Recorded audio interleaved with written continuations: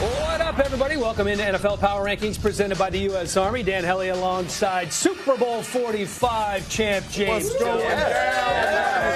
Friend. Also led the NFL in touchdown catches in 2012. 14 TD receptions, and the man solely responsible for creating the Power Rankings 8 years ago, Elliot Harrison. What is on tap, my friend? Well, I tell you, we're at that part of the season, guys, where head-to-head matchups are not meaning near as much. Defending champs are plummeting, and we got a couple of teams with young quarterbacks up in the top 10. We're going to discuss them right now. All right, let's start with the top 10. Rams remain at number one of the two undefeated teams left at the quarter pole over KC, Elliot. Yeah, well, I think they're a more complete team than the Kansas City Chiefs are right now. Not quite as quarterback dependent, I guess you would say. Although, if you watch Thursday night, you'd think they were quarterback-centric at least. But one thing that I noticed was that Aqib Talib was not out there. Marcus Peters, not 100%. They did give up a lot of points. I think they'll correct that when those guys are back. I love the Rams. It's tough to get them out that number one spot when you can win games 40-20 or you can win them 6-0. This is a well-rounded team, well-oiled machine.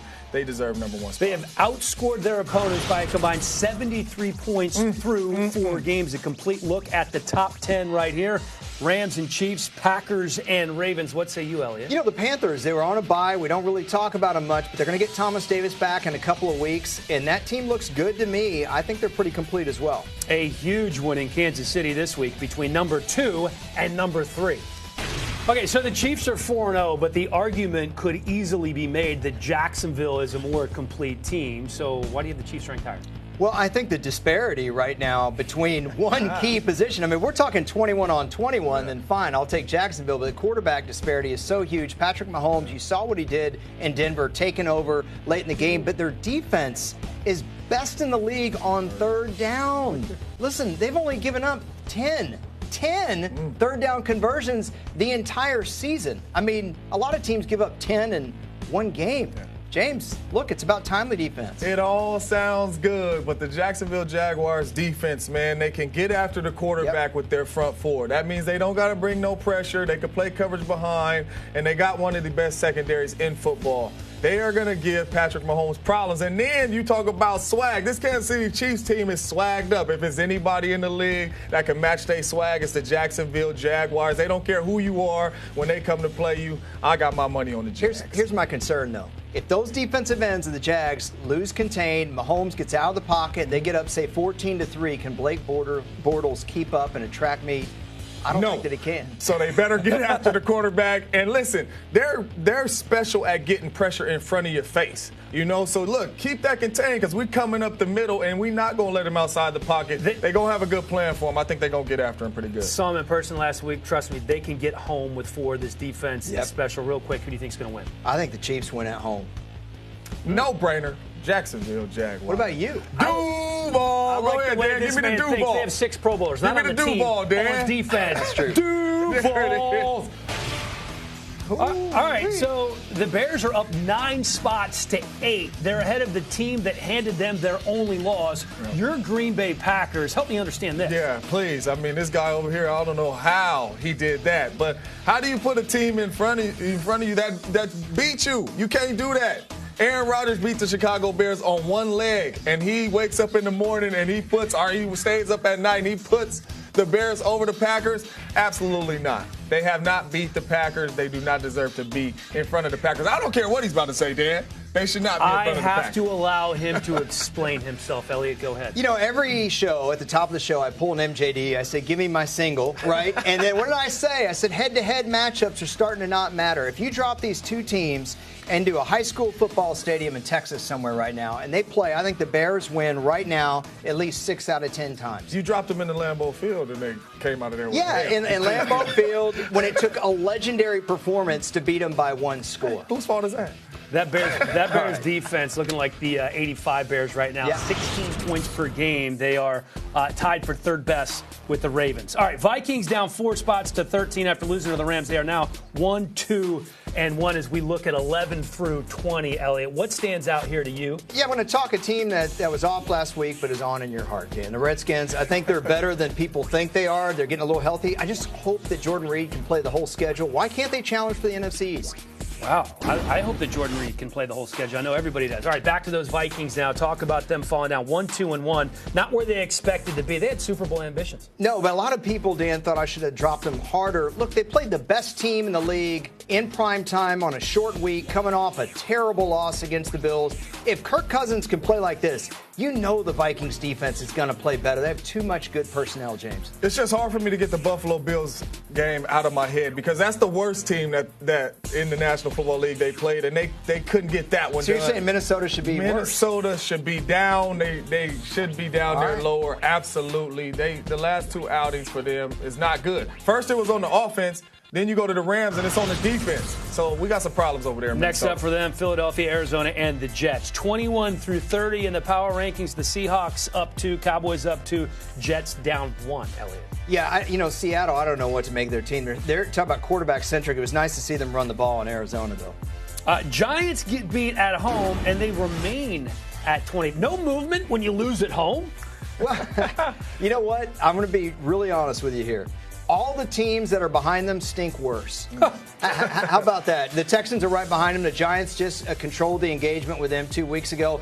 And, James, we've talked about the talent the Giants have. They do have the potential to be better than this. And that's what scares me about the Giants team. This is one of the teams you do not like to play because all the talent on that football team, if they could find a way to make some plays, that could be a scary football team. So I agree with you not moving them down because they do got so much talent over there on that team. They've only scored more than 18 points once in 4 games this season. Let me start seeing that talent.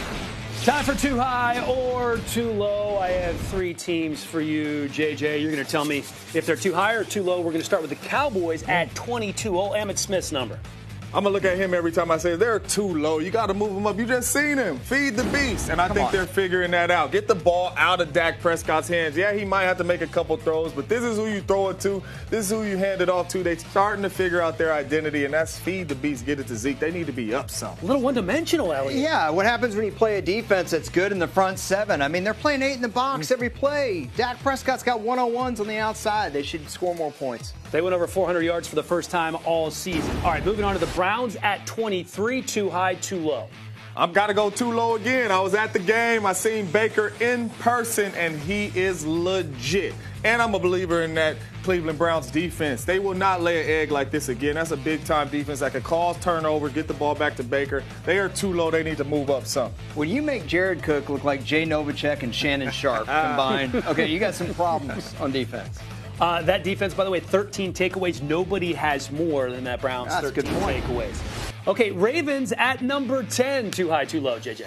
I'm going to pat him on his back right here. You can't see it, but I'm going to pat him on his back. This is just right here. back. I think number 10 is where they need to be. They are clicking on all phases right now. I like the Baltimore Ravens. They got it going. I think he has them at the right spot at 10. I do too, Dan. Hey, by the way, Joe Flacco might be playing the best football we've seen him play in 3 or 4 years. That's what a little competition to do to you. Or 5 or 6. Or 5 or 6, or a while since they won that Super Bowl. Moving on, speaking of Super Bowls, to the defending champs. All right, Dan, is the power out on the Eagles? Is it flickering, or are they going to be good? James, We will see. You got the Vikings coming into Philadelphia this week. What do you think? Listen, that Philadelphia offense is not clicking right now. You Agreed. got this Mike Zimmer and this defense coming in who has something to prove since how they played against the Rams. You bet. Elliot, click that for me. I'm going to give them an L right there. Yes. 2-3 And at the Giants. then you got to go to New York. This is a division game. They are hard to win. It doesn't matter what your record is. Yep. These games are hard to win. All that talent on the Giants rosters is scary because it might click, and I think it's going to click this game. Hit that for me again right there. And I'm with you here. Last year the Giants were terrible. Eagles win the Super Bowl, and the Giants almost beat them in 2 games. All right, Carolina, Week 7. This is a home game. Can they take Cam at home? North Turner has Super Cam playing some good football right now, making it very simple on them. Take what's there. If it's not there, run it. And then you got McCaffrey in the backfield. I have to give him another L right here as well. I'm going to click this one. Let me click that one. Look at this. It's 2-5. Yeah. All right, London, Jacksonville Jaguars, that great defense. Can the Eagles' offense get on track? Against this defense? Is that what you're asking? Is that a bad question? Defense? Listen, this is when they run into that brick wall right here and they realize the season is going down the drain because the Jacksonville Jaguars defense and this team against this offense that's been struggling, I got to give them another L right here. And that's 4 straight losses for the Super Bowl champions. Come on, zoom in over here. The power is out. Wow. I find that hard to believe, fellas. The team the Eagles beat in Super Bowl 52 on Thursday Night Football this week is Tom Brady and the Patriots host Andrew Luck and the Colts. Pre-game coverage, as always, starts at 6 Eastern, followed by an 8 p.m. kickoff on NFL Network, Fox, and Amazon Prime Video. James, how about your TNF power player this week? My power player this week goes to Josh Gordon. Listen, I think Tom Brady is getting comfortable with this kid. I think on Thursday night you're going to see some balls go down the field to give him some chances to make some plays, especially if Gronk plays. Red zone, right? Man, Gronk's this kid right here can have a huge night. So if you got him on your fantasy team, you better put him in. I said throw the ball up. Let him go get it. Absolutely. In the end zone.